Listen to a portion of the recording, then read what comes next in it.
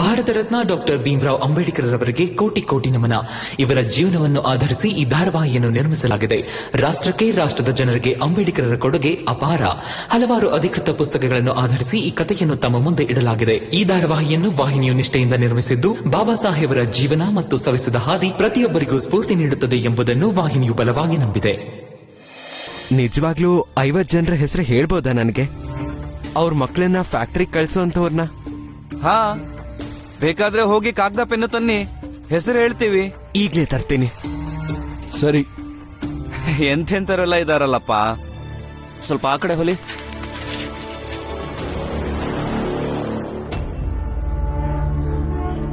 ನರೋತ್ತಮ್ ಜೋಶಿ ಹೇಳಿದ್ರು ಈ ಮನುಷ್ಯ ಭೀಮರಾವ್ ವಠಾರದಲ್ಲೇ ಇರೋದು ಅಂತ. ಇವನಿಂದನೇ ಶುರು ಮಾಡ್ತೀನಿ.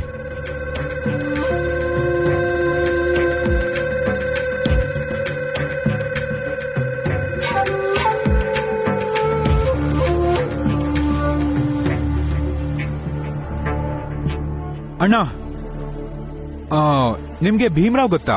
ಹಾ, ಗೊತ್ತು. ಯಾಕೆ, ನೀನು ಭಾಷಣ ಕೇಳ್ಬೇಕಿತ್ತಾ?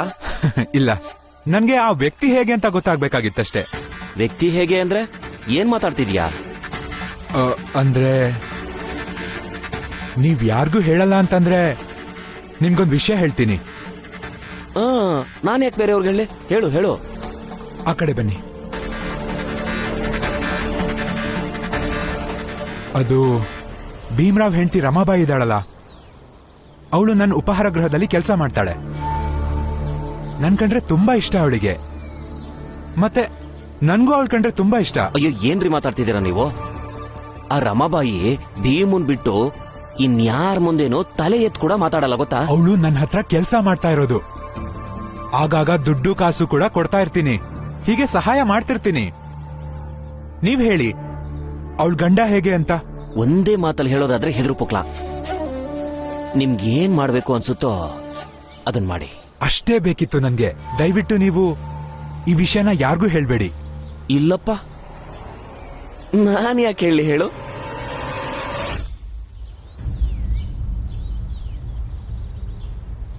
ಬೆಂಕಿ ಹಚ್ಕೊಂತು. ಈಗ ನೋಡು ರಮ, ನಿನ್ ಮಾನನ ಹೇಗ್ ಹರಾಜಾಗ್ತೀನಿ ಅಂತ. ಏನೇ ಆದ್ರೂ ಭೀಮರಾವ್ ಒಬ್ಬ ಗಂಡ್ಸು. ಜನ ತನ್ನ ಹೆಂಡತಿನ ಮಾನಗೆಟ್ಟೋಳು ಅಂತ ಕರೀತಿದ್ರೆ ನಾನು ನೋಡ್ತೀನಿ. ಅದೆಂಗೆ ಭೀಮರಾವ್ ನಿನ್ನ ಒದ್ದು ಮನೆಯಿಂದ ಆಚೆ ಕಳ್ಸಲ್ಲ ಅಂತ. ಈಗ ಭೀಮಾ ಮತ್ತೆ ರಮಾ ನಮ್ಮಿಂದ ಬೇರೆ ಆಗಾಯ್ತು. ಜೀಜಾಬಾಯಿನೂ ಕರ್ಕೊಂಡು ಮತ್ತೆ ಸತಾರಾಗ್ ಹೋಗೋಣ ಅಂತ ಯೋಚಿಸ್ತಿದ್ದೀನಿ. ಸತಾರ ಸಣ್ಣ ಊರೇನೆ, ಅಲ್ಲಿ ಖರ್ಚು ಕಮ್ಮಿ ಇರುತ್ತೆ. ನಾನೆಲ್ಲೋ ಸೋತ್ ಹೋದೆ ಅಂತ ಅನ್ನಿಸ್ತಿದೆ. ಸೋತೋದೆ ಅಂದ್ರೆ ಏನ್ ಮಾತಾಡ್ತಿದ್ದೀರಾ ರಾಮ್ಜಿ? ಭೀಮನ್ ಅತಿ ದೊಡ್ಡ ಶಕ್ತಿ ಯಾರು ಅಂದ್ರೆ ಅದು ನೀವೇನೆ. ನೀವೇ ಈ ತರ ಮಾತಾಡಿದ್ರೆ ಆಗ ನಿಮ್ಗೇನ್ ಅನ್ಸತ್ತೆ? ಭೀಮ ಧೈರ್ಯವಾಗಿ ಮುಂದೆ ಹೆಜ್ಜೆ ಇಡ್ತಾನೆ ಅನ್ಕೊಂಡಿದ್ದೀರಾ? ನೋಡಿ ರಾಮ್ಜಿ, ಸೋತೆ ಅಂತ ಬೊಂಬೈನ ಬಿಟ್ಟು ಸತಾರಾಗ್ ಹೋಗೋ ಯೋಚನೆ ಎಲ್ಲ ಬಿಟ್ಟಾಕಿ.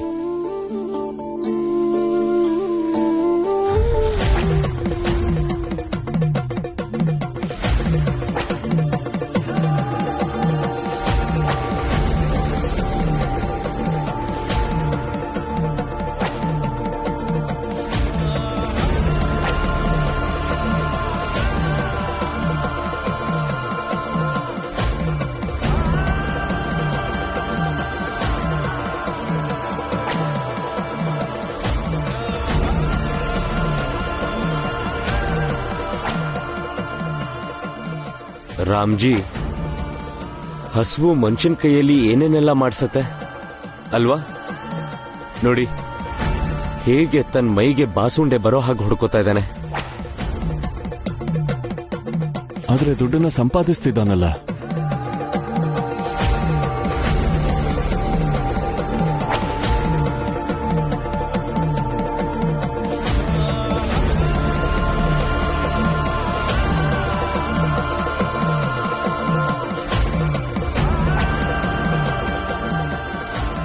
ಪುರಂಜನ, ನಮಗ್ ಕೆಲ್ಸ ಸಿಕ್ಕೋ ತನಕನೂ ನಾವ್ಯಾಕೆ ಹೀಗೆ ದುಡ್ಡು ಸಂಪಾದಿಸಬಾರ್ದು? ಏನು? ಹಾ ಪುರಂಜನ, ನನ್ ಜೊತೆಗಾರಂಗ್ ಏಟಾಗಲ್ಲ ಅಂತ ನೀನ್ ಹೇಳ್ಕೊಂಡ್ ಬಾ ಸಾಕು. ಹಾ, ರಾಮ್ಜಿ ಏನೇನೋ ಮಾತಾಡ್ಬೇಡಿ. ನಿಮ್ ವಯಸ್ಸು ಎಷ್ಟು ಅಂತ ಗೊತ್ತಾ ನಿಮ್ಗೆ? ವಯಸ್ಸಿಗಿಂತ ಜವಾಬ್ದಾರಿ ದೊಡ್ಡದು ನಂಗೆ. ಮತ್ತೆ ನೋಡಿದ ಜನ ಎಷ್ಟು ವಯಸ್ಸಾಗಿದ್ರು ಹೇಗೆ ಹೊಡ್ಕೋತಿದ್ದಾನೆ ನೋಡು ಅಂತಾರೆ. ಅನುಕಂಪ ಕೂಡ ಹುಟ್ಟುತ್ತೆ. ಸ್ವಲ್ಪ ಜಾಸ್ತಿ ದುಡ್ಡು ಸಿಗ್ಬೋದಲ್ವಾ? ಇಲ್ಲ ಇಲ್ಲ ರಾಮ್ಜಿ, ನಾನು ಇದಕ್ಕೆಲ್ಲ ಒಪ್ಪೋದಿಲ್ಲ. ಪುರಂಜನ, ಇದನ್ನ ನಾವು ಮಾಡ್ಲೇಬೇಕಿದೆ. ಮನೆಯವ್ರಿಗೋಸ್ಕರನಾದ್ರೂ ಇದನ್ನ ಮಾಡ್ಲೇಬೇಕು.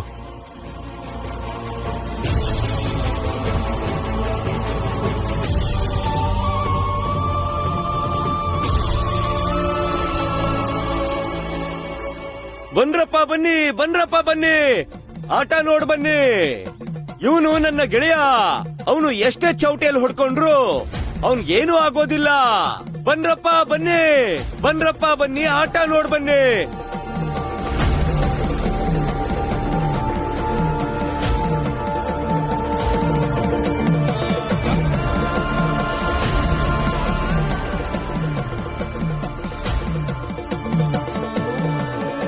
ಇವತ್ತು ಮನೆಗೆ ದಿನಸಿ ತರಬೇಕು, ತರಕಾರಿ ತರಬೇಕು, ಲಕ್ಷ್ಮಿಗೆ ಔಷಧಿ ತರಬೇಕಿದೆ. ಆದ್ರೆ ಒಂದ್ ಆಣಿ ಕೂಡ ಇಲ್ಲ ಮನೇಲಿ. ಎಲ್ಲಿಂದ ತರ್ತಿರೋ ದುಡ್ಡನ್ನ? ಪೆನ್ಷನ್ ದುಡ್ಡು ಬರಲ್ಲ ಇನ್ಮೇಲೆ.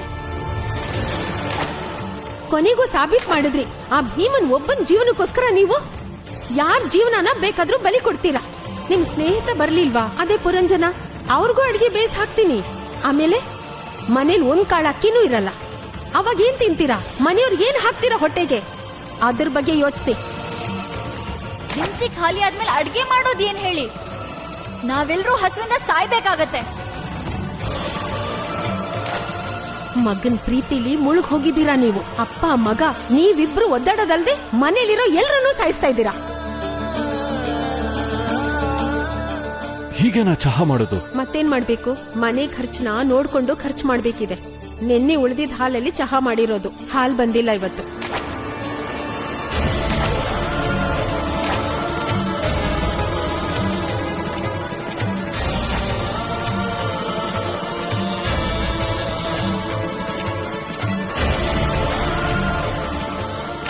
ನಾನು ಈ ಕೆಲಸನ ಮಾಡ್ತೀನಿ. ಅದು ಅಲ್ಲದೆ ಅಪ್ಪನ್ಗೆ ಪೆನ್ಷನ್ ಬರದೇ ಇರೋದ್ರಿಂದ ಈ ಕೆಲಸದ ಅವಶ್ಯಕತೆ ತುಂಬಾನೇ ಇದೆ ಈಗ.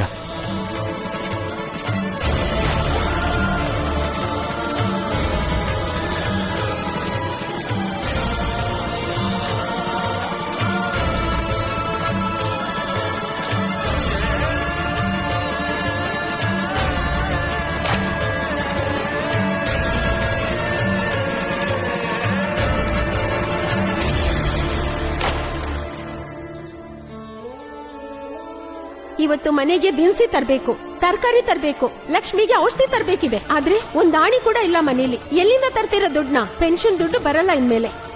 ಕೊನೆಗೂ ಸಾಬೀತ್ ಮಾಡಿದ್ರಿ, ಆ ಭೀಮನ್ ಒಬ್ಬನ್ ಜೀವನಕ್ಕೋಸ್ಕರ ನೀವು ಯಾರ್ ಜೀವನನ ಬೇಕಾದ್ರೂ ಬಲಿ ಕೊಡ್ತೀರಾ.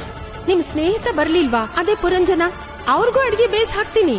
ಆಮೇಲೆ ಮನೇಲಿ ಒಂದ್ ಕಾಳ ಅಕ್ಕಿನೂ ಇರಲ್ಲ. ಅವಾಗ ಏನ್ ತಿಂತೀರಾ? ಮನೆಯವ್ರಿಗೆ ಏನ್ ಹಾಕ್ತೀರಾ ಹೊಟ್ಟೆಗೆ? ಅದ್ರ ಬಗ್ಗೆ ಯೋಚಿಸಿ.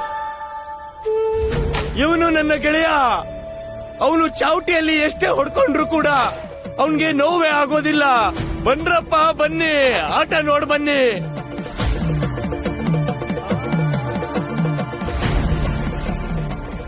ಮನೆ ಬೇರೆ ಮಾಡೋ ಸಮಯ ಬಂದಿದೆ. ಭೀಮ, ರಮಾ, ಇವತ್ತಿಂದ ಈ ಗೆರೆಯಿಂದ ಆ ಕಡೆಗೆ ನೀವಿರ್ತೀರ. ನಿಮ್ಮ ಅಡ್ಗೆನ ನೀವೇ ಮಾಡ್ಕೋಬೇಕು.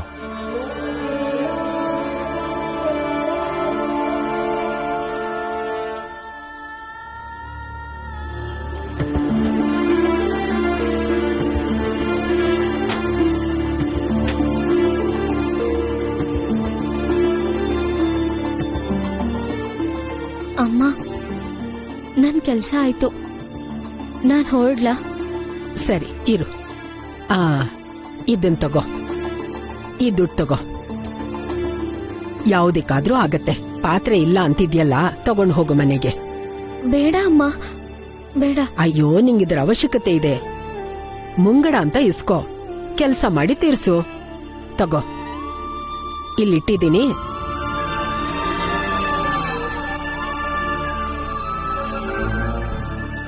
ತಗೋಮ್ಮ.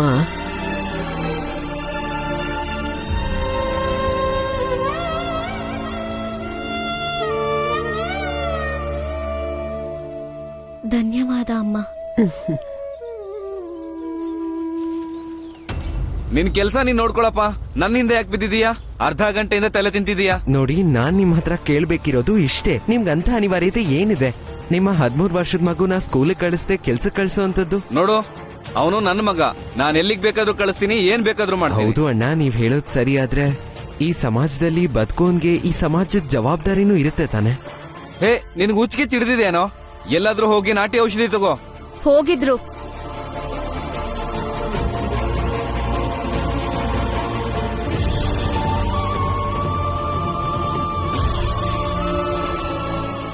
ಇವ್ರಿಗೆ ಡಾಕ್ಟ್ರು ಹೇಳಿದ್ರು ಇವ್ರ ತಲೆಲಿರೋ ಬುದ್ಧಿ ಜಗತ್ತಲ್ಲಿ ಇನ್ಯಾರಿಗೂ ಇಲ್ಲ ಅಂತ.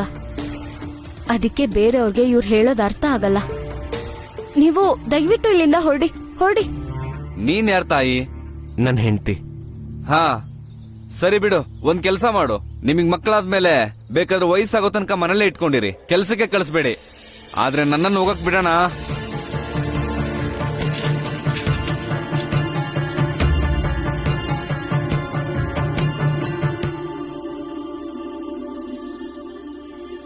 ಅದು ನೀನ್ ಕೆಲ್ಸ ಮಾಡೋ ಜಾಗಕ್ಕೆ ನಾನ್ ಯಾವಾಗ ಬಂದೆ ಅಂತ ನನಗ್ ಗೊತ್ತೇ ಆಗ್ಲಿಲ್ಲ. ನೀವ್ ಸುಮ್ನೆ ಬಂದಿಲ್ಲ ಇಲ್ಲಿ. ಬೆಳಿಗ್ಗೆಯಿಂದ ಎಷ್ಟ್ ಜನ ನಿಮ್ ಮಾತ್ ಕೇಳಿದ್ದಾರೆ?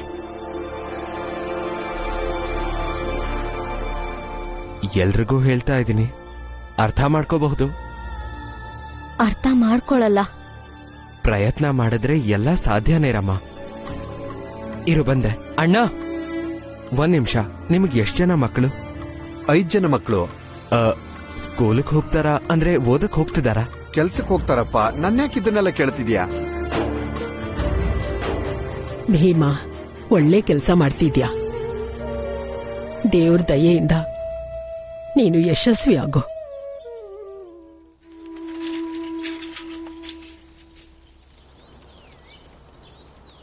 ರಮಾ,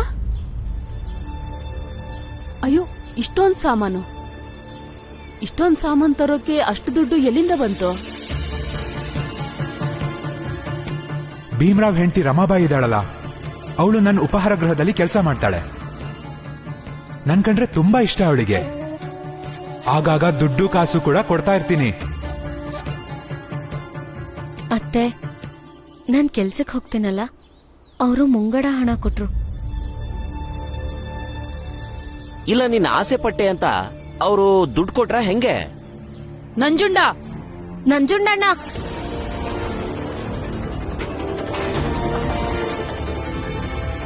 ನಾಲ್ಗೆ ಬಿಗಿ ಹಿಡ್ದ್ ಮಾತಾಡಿ. ಕೂಗಾಡಿದ್ರೆ ಸತ್ಯ ಬದಲಾಗಲ್ಲ. ಇಲ್ಲಿಷ್ಟೊಂದ್ ಜನ ಕೆಲಸ ಮಾಡ್ತಾರೆ, ಇವ್ರನ್ನೆಲ್ಲ ಕೇಳ್ ನೋಡು. ನಮ್ಮಂತ ಕೆಳವರ್ಗದವ್ರಿಗೆ ಯಾವ್ದಾದ್ರೂ ವ್ಯಕ್ತಿ ಇಷ್ಟೊಂದ್ ದುಡ್ಡು ಕೊಟ್ಟಿದ್ದಾನ? ಇಷ್ಟೊಂದ್ ಸಾಮಾನ್ ತರಕಾಗಿದ್ಯಾ ಕೇಳು. ಸತ್ಯ ನಂಜುಂಡಣ್ಣ, ಯಾರು ಗೊತ್ತು ಯಾವ ಉದ್ದೇಶ ಇಟ್ಕೊಂಡು ಕೊಟ್ಟಿದ್ದಾರೆ ಅಂತ.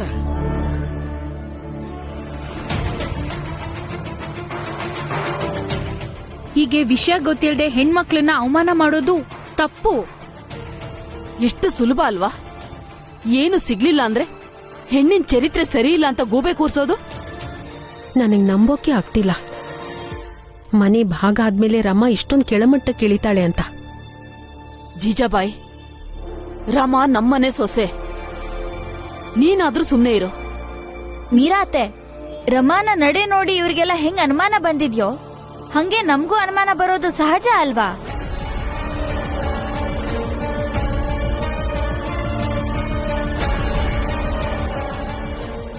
ಒಂದ್ ಕೆಲ್ಸ ಮಾಡಿ, ನೀವ್ ಎಲ್ರೂ ಹೋಗ್ ಕೇಳಿ ಆಕೆ ನನಗ್ ಮುಂಗಡ ಹಣ ಕೊಟ್ರೋ ಇಲ್ವೋ ಅಂತ.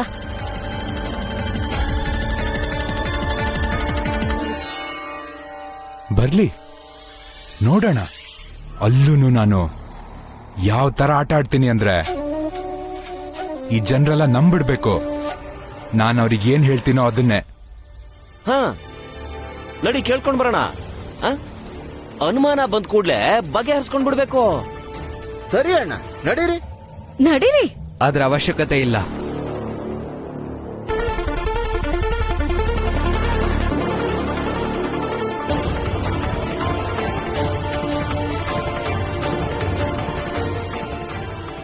ಅನುಮಾನ ಇದ್ದಾಗ ಮಾತ್ರ ಸಾಕ್ಷಿ ಬೇಕಾಗುತ್ತೆ. ರಮಾ ಎಲ್ಲಿಗೂ ಬರಲ್ಲ. ಯಾರನ್ನು ಏನೂ ಕೇಳೋ ಅವಶ್ಯಕತೆನೂ ಇಲ್ಲ.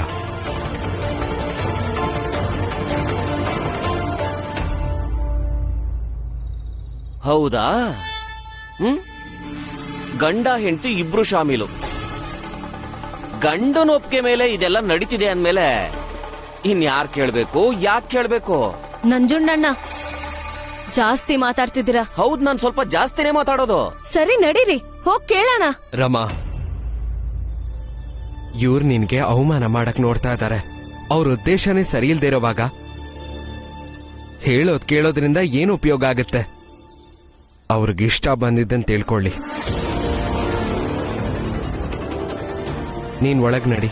ಇಲ್ಲ, ಒಂದ್ಸಲ ಕೇಳಿ ಬಿಡಿ. ನಡೀರಿ ನೀವು. ನಾನ್ ಹೇಳ್ತಿದ್ದೀನಿ ತಾನೆ ಬೇಡ ಅಂತ. ಭೀಮಾ, ಇದ್ರಿಂದ ಏನ್ ಕಷ್ಟ ನಿನ್ಗೆ? ಒಂದ್ಸಲ ಸಾಬೀತ್ ಮಾಡ್ಕೊಳ್ಳಿ ಬಿಡು ಪಾಪ. ಕಷ್ಟನೇ, ನನಗದು ಕಷ್ಟನೇ ನಂಜುಂಡಣ್ಣ.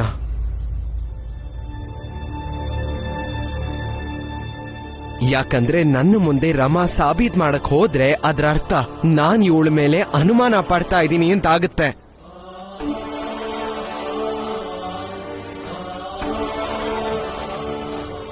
ಒಂದು ಪಕ್ಷ ಇಡೀ ಜಗತ್ತೇ ನನ್ನ ಹೆಂಡತಿನ ತಪ್ಪು ಅಂತ ಹೇಳಿ ಪರವಾಗಿಲ್ಲ. ಆದ್ರೆ ಈ ಭೀಮರಾವ್ ತನ್ನ ಹೆಂಡತಿ ಮೇಲೆ ಒಂದು ಎಳ್ಳಷ್ಟು ಸಂದೇಹ ಪಡಲ್ಲ.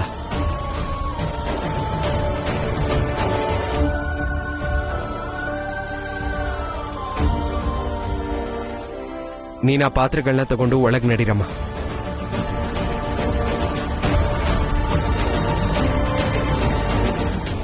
ಬಾ.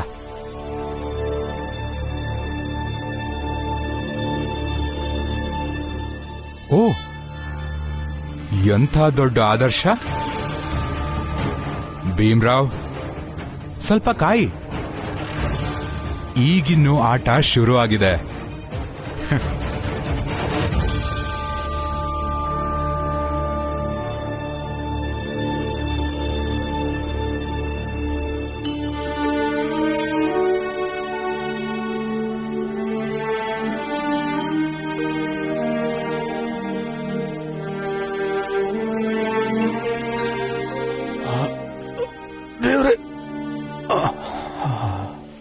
ಇವತ್ತಾದ್ರೂ ಕೆಲಸ ಸಿಕ್ತಾ, ಇಲ್ಲ ಖಾಲಿ ಕೈಲೇ ಬಂದಿದ್ದೀರಾ?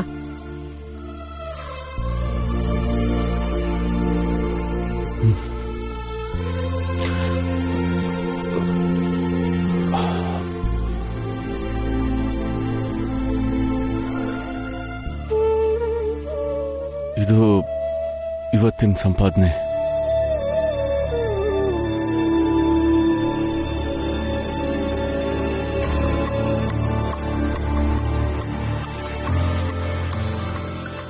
ಒಳ್ಳೇದಾಯ್ತು, ಇವತ್ತಾದ್ರೂ ಕೆಲ್ಸ ಸಿಕ್ತಲ್ಲ.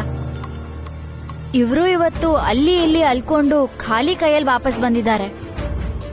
ಏನೂ ಸಿಗ್ಲಿಲ್ವಂತೆ. ನಿಮ್ಗೆ ಯಾವ ಕೆಲಸ ಸಿಕ್ಕಿರೋದು? ನಿಂಗ್ ದುಡ್ಡು ಸಿಕ್ತು ತಾನೆ, ನಿಂಗೆ ಯಾಕೆ ಈಗ ಅದೆಲ್ಲ? ಏನ್ ಕೆಲಸ ಸಿಕ್ತು, ಎಲ್ ಸಿಕ್ತು ಅನ್ನೋದೆಲ್ಲ? ನೀನ್ ದುಡ್ಡು ನಿಂಗೆ ಸಿಕ್ತು ತಾನೆ? ಅಮ್ಮ,